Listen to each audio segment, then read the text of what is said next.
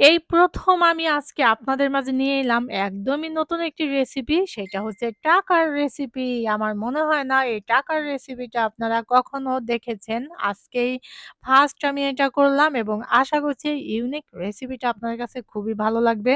তো ভালো লাগলে কিন্তু অবশ্যই লাইক, কমেন্ট, শেয়ার দিয়ে পাশেই থাকবেন এবং না টেনে ফুল ভিডিও দেখবেন। না দেখলে কিন্তু অনেক কিছু মিস করে যাবেন। তো চলুন চলে যাই এবার মূল রেসিপিতে। তো আমি শুরুতে একটা বাটিতে যতগুলো কয়েন আমার কাছে ছিল সেগুলো আমি সুন্দর করে ধুয়ে নিয়েছি। যেহেতু রান্না করব একটু পরিষ্কার না করলে কি হয়? তো আমি চুলায় চলে গিয়েছি। এখানে তেলের মধ্যে আমি পেঁয়াজ বাটা, রসুন, আদা বাটা এবং ১ পিস টমেটো দিয়েছি। আর টমেটো হচ্ছে আমি এভাবে কিউব করে সবসময় ফ্রিজে রেখে দেই।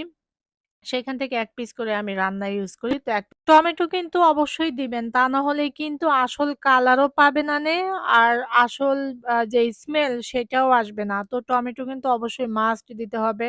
যাই হোক আমি কিন্তু এখন মসলাগুলো ভালো করে কষিয়ে নেবো। এভাবে নাড়াচাড়া করে একদম সুন্দর করে নেড়ে-চেড়ে ভালো করে কষিয়ে নিবো। তো মসলাটা যতক্ষণ উপরে তেল না উঠে আসবে ততক্ষণ আমি কষাতে থাকবো। তো আমার কিন্তু কষানো একদমই কমপ্লিট। এখন আমি সেই যে ধুয়ে রেখেছিলাম কয়েনগুলো, সেগুলো মসলার মধ্যে দিয়ে দিব এবং এখানে সবগুলো কয়েন দিয়ে এই কয়েনটা এবার আমি ভালো করে কষিয়ে নিবো। হ্যাঁ, ভালো করে কষাবেন কিন্তু। ভালো করে না কষালে কিন্তু সুন্দর কালার আসবে না, স্মেলও পাবেন না। রান্নার আসল স্বাদই কিন্তু স্মেলে এবং কালারে। যেই রান্নাটা দেখতে সুন্দর না হয়, কালার সুন্দর না হয় সেই রান্নার দিকে অতটা মন টানে না। তো যাই হোক এভাবে কিন্তু একদম ঢাকনা দিয়ে ভালো করে বারবার কষিয়ে নিবেন, ওকে? ঢাকনা দিয়ে কষালে কিন্তু ভালো করে সেদ্ধ হবে। নয়তো সেদ্ধ হবে না। সেদ্ধ না হলে আবার আমাকে বলবেন না, "কি রান্না করলেন সেদ্ধ হয়নি?" তো যাই হোক আমি কিন্তু ঢাকনা দিয়ে বারবার সুন্দর করে সেদ্ধ করে নিচ্ছি, কষিয়ে নিচ্ছি। তো ভালো করে এভাবে কষাই নিবো। কষানো হয়ে গেলে কিন্তু এটা একটু ঝোলও দিতে হবে। কারণ কয়েনগুলো তো সেদ্ধ করতে হবে, তাই না? তো আমি এভাবে হচ্ছে ভালো করে কষিয়ে এখন হচ্ছে এটার মধ্যে আমি পানি দিয়ে দিব পরিমাণ মতো। তো পানি দিয়ে দিয়েছি মানে একটু ঝোল দিয়েছি এটা সেদ্ধ হওয়ার জন্য। বাকি সেদ্ধটাই ঝোলেই হবে। ওকে? তো এখন আমি ঢাকনা দিয়ে ভালো করে এটাকে ইয়ে করব। আ বা বলক আনবো যেই ঝোলটা দিয়েছিলাম।